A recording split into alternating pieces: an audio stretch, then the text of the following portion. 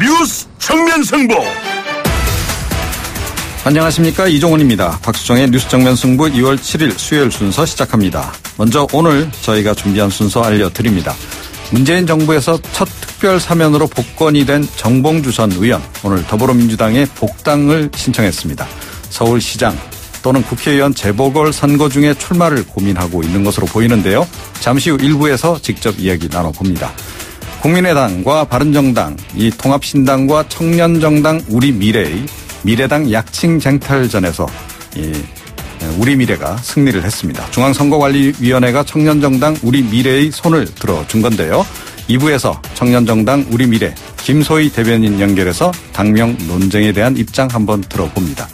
수요일 3부와 4부 정치하는 청년 주간 여의도 시간에는 대학 입시 학생부 종합전형과 역사교과서 논쟁, 이러한 그 교육 문제를 중심으로 더불어민주당 전국청년위 장경태 수석 부위원장, 바른정당 이준석 노원병 당협위원장과 함께 토론해 보겠습니다.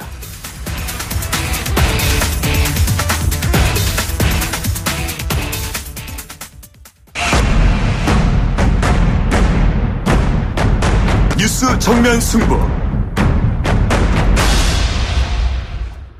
문재인 정부 첫 특별 사면으로 피선거권을 회복한 정봉주 전 의원, 오늘 더불어민주당 복당 신청을 했습니다.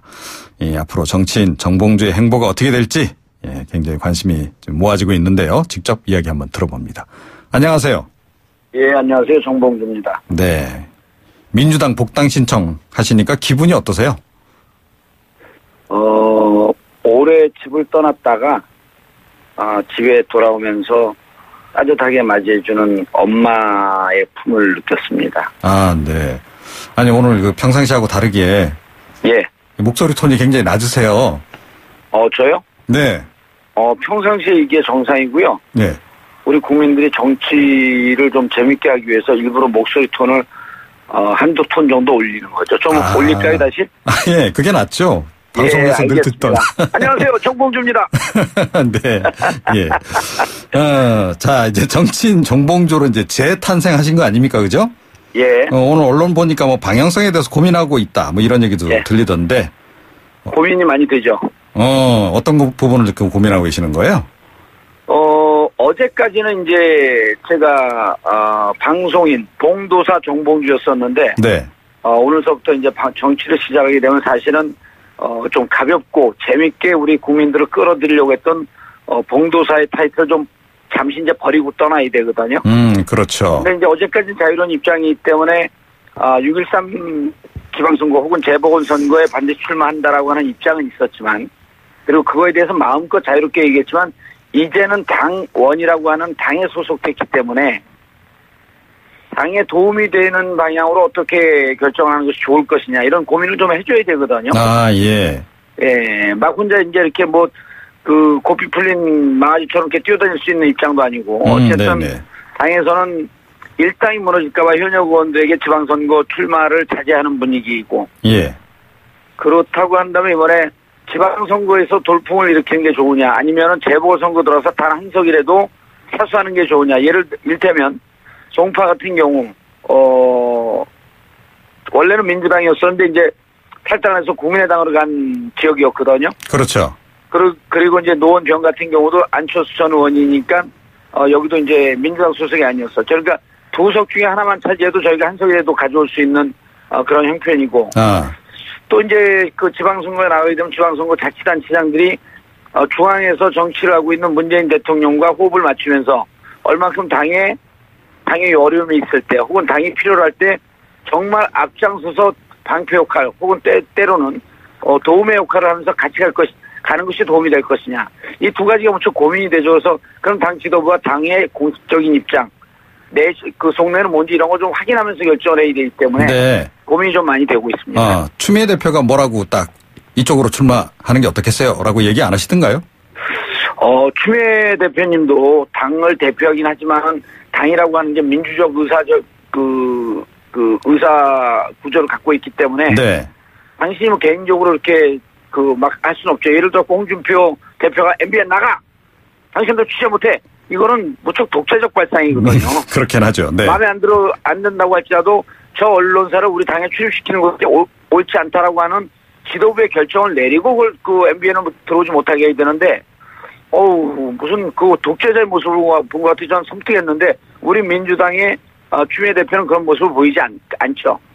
그러니까. 그래서 어떻게 결정하는 것이 좋을지, 좀 아이디어를 좀 모아보자. 이렇게 판단을 하시겠죠. 그러니까 지금도 저한테는 아무런, 제안도 안 하고 있습니다. 무척 조심스럽게 생각하고 있는 것 같습니다. 알겠습니다. 자, 예.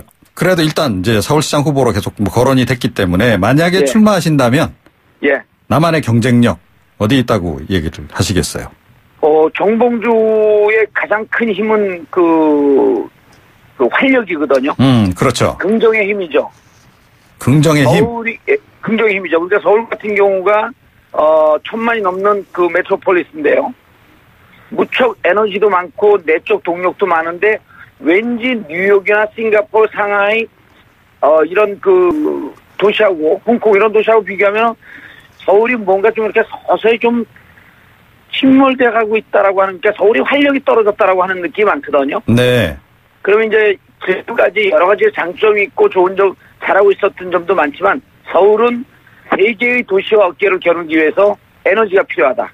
활력이 필요하다. 그 활력이 필요한 방향을 어떻게 잡아나갈 것이냐. 에너지의 무게와 열정의 무게, 활력의 무게는 제가 여러 후보들 중에서 가장 무겁죠. 네. 아니, 네. 박원순 시장 그 재임 기간 중에 서울시의 어떤 그 활력이나 이런 게 좀 많이 떨어졌다라고 보시는 거예요?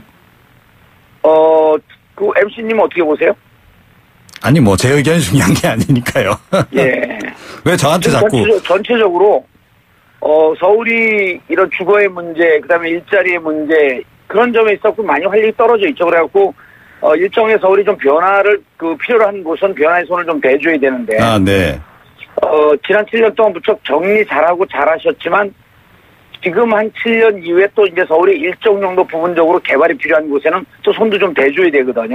예. 그러니까 이명박, 오세훈 전 시장처럼 시민들과 협의되지 않은 무분별한 개발은 문제가 있었지만, 그렇다고 한다면 이제 특히 이제 비강남권 같은 경우에 생활 여건이 계속 좀 기울어 가고 있는데 이걸 좀 어떻게 살릴 것이냐, 문화 여건 어떻게 할 것이냐, 학교 여건 어떻게 할 것이냐, 이런 부분에 있어서는 약간 틈을 좀 놔주면서 활력을 좀 돋게 할 수 있는 이런 게 좀 필요하지 않겠나 하는 생각입니다. 그래서 서울이 지금 내일 무엇을 할 것이냐는 모습이 아니고 10년 뒤, 20년 뒤 서울은 어떠한 모습을 하고 있을 것이냐라고 하면서 방향을 크게 좀 잡아주는 역할을 서울시장이 해야 되는 것 아니냐. 그리고 네. 여기에는 끊임없이 뉴욕같이, 그 다음에 홍콩같이, 싱가포르같이 상하이같이 활력을 좀 놓아줄 수 있는 뭔가 에너지가 필요하지 않을까 하는 생각을 해보는 겁니다. 네.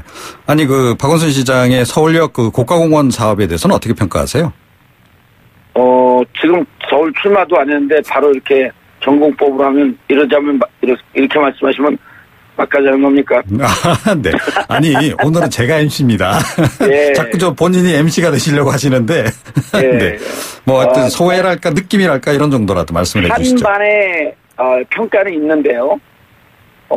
일단 만약에 제가 혹시 서울시 출마로 결정을 하게 되면 서울역 고가에 대해서 입장을 그때 분명히 말씀을 드리겠습니다. 저는 부정적으로 봅니다. 일단은 부정적이다. 예, 일단 알겠습니다. 부정적인데 그것에 대한 디테일은 지금 제가 출발선에 서겠다라고 하는 결정도 내리지 않았기 때문에 지금 말씀드린 것은 적절치 않아 보입니다. 알겠습니다. 자, 예. 지금 그러니까 안철수 대표의 이제 서울시장 등판론도 계속 나오고 있잖아요. 본인도 예. 역할을 할 것처럼 계속 이야기를 하고 있는데 나올 것 같으세요? 안철수 대표요? 네. 이런 중요한 정치적 시기예요. 아무것도 안 하고 안 나오면 정치인으로서는 뒷방 늙은이로 가겠다는 거 아닌가요? 반드시 나올 거다. 안 나오면 할 게 뭐가 있죠? 알겠습니다. 만약에 나온다고 무조건 나와야 합니다. 만약에 나온다고 전제했을 때, 그러니까 지금 당명이 아직 이번에 또 좀, 약간 오리무중 상태가 돼버려서 좀 두고 가긴 그렇죠. 해야 되겠어요. 미래당에서 오늘 선관위 결정에 따라서 모래당이 됐죠. 그래요. 네. 하여튼 그 당과 자유한국당이 선거연대 할까요? 가능성이 높다고 봅니다. 가능성이 높다. 상파전의 가능성도 있고요. 선거연대의 가능성도 있는데 저는 후자, 연대의 가능성에 두고 있고 그래서 서울시의 안철수, 경기도의 남경필, 그다음에 이제 서병수 등등을 포함한 라인, 그다음에 제주의 원희룡, 이러한 사각편대를 짜지 않겠나 이렇게 판단하고 있습니다. 알겠습니다. 자, 예. 그럴 경우에, 그러니까 만약에 자유한국당과 선거연대를 해서 안철수 대표가 뭐 이렇게 보수 야당권의 야권의 단일 후보가 됐다. 예. 현 이제 박원순 시장이 이쪽에 이제 후보가 됐다. 예. 이럴 경우에 박 시장이 질 수도 있다. 이렇게 보시나요? 박원순 시장이 됐을 경우에요. 네. 그거는 진보진영 후보로 이제 박원순 시장으로 만약에 최종의 결정이 됐다고 했을 때, 예.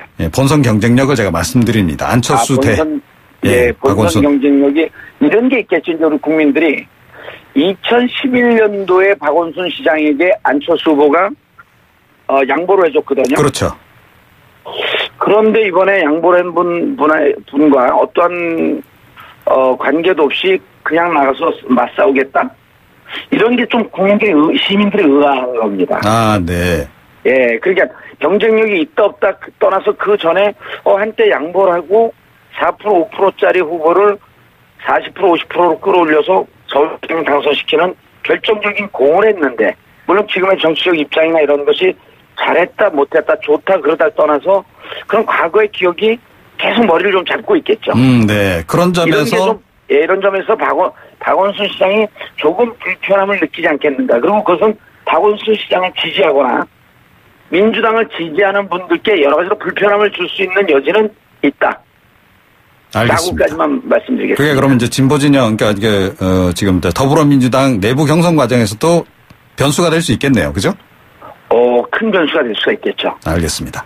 예. 자, 그리고 조금 전에 이제 그 노원병 재보궐선거 출마에 대한 부분도 꽤 이제 관심 있으신 것처럼 말씀을 하셨단 말이죠. 예. 그쪽으로 마음 기우신 거 아니세요, 혹시? 저희가요? 네. 저는 그 정치를 하면서 가장 중요한 게 진실되게 얘기하는 것이 정답이다 이렇게 생각하고 있거든요. 그렇죠. 네네. 기울지 않았습니다. 고민하고 있고요. 다만 이 부분 당에다 맡기는데 전 개인적으로 재보궐선거 있을 때 지역에서 열심히 노력하고 있는 시민들에게 기회를 주는 것이 맞지.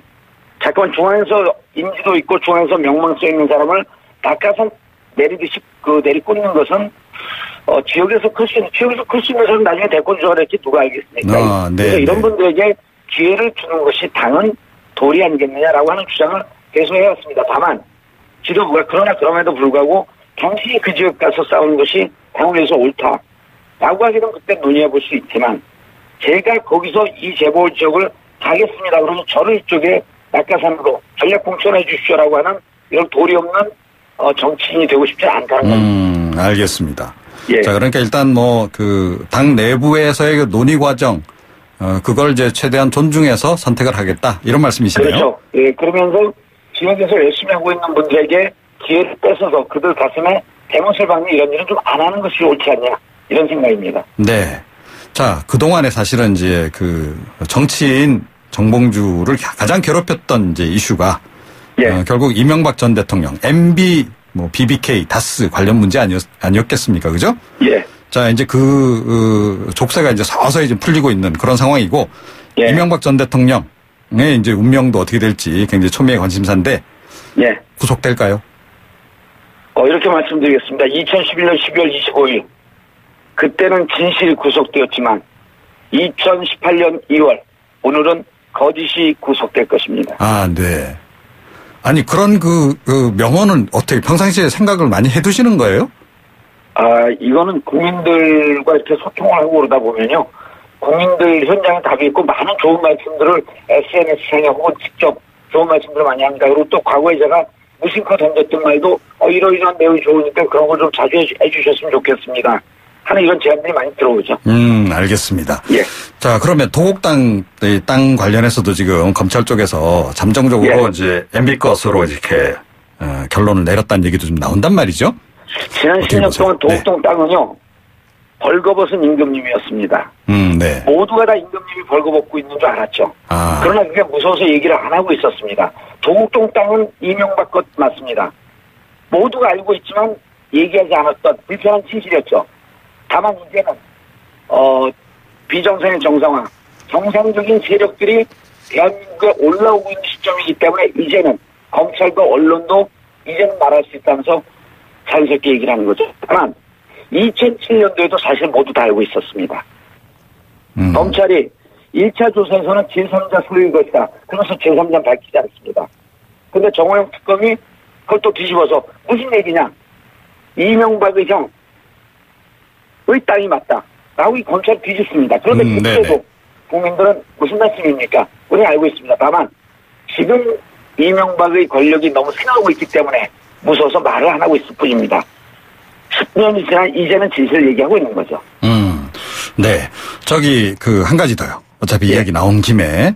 그러니까 지금 뭐 국정원 특활비도 이제 이명박 전 대통령, 박근혜 전 대통령은 물론이고 이 전 대통령도 이제 가져다 쓴 것으로 이렇게 이제 확인이 막 되고 있잖아요.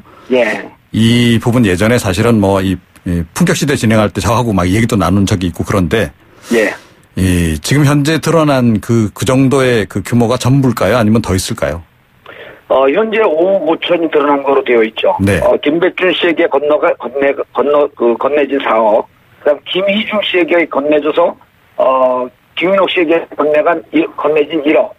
그다음에 김진모 씨가 장진수의 입막음을 위해서 건네준 5천만 원. 그래서 5억 5천이 드러났는데 네.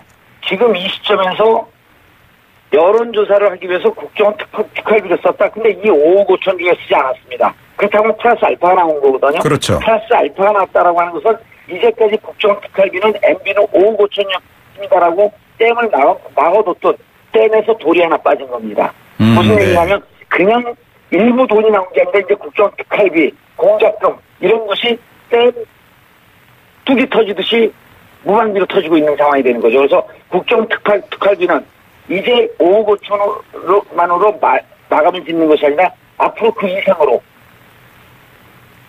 어찌 보면 수배 더 나올 수 있다. 그래서 이제 국정원 특활비도 이제 시작점에 서 있다. 아마 근데 검찰은요. 제 추정컨대 우리가 지금 아는 것보다 더 많은 자료를 쥐고 시간을 보면서 조금 더 확인하는 작업에 들어간 것 같습니다. 알겠습니다. 오늘 말씀 참 고맙습니다. 여기까지 듣겠습니다. 예, 감사합니다. 네, 정봉주 전 의원이었습니다.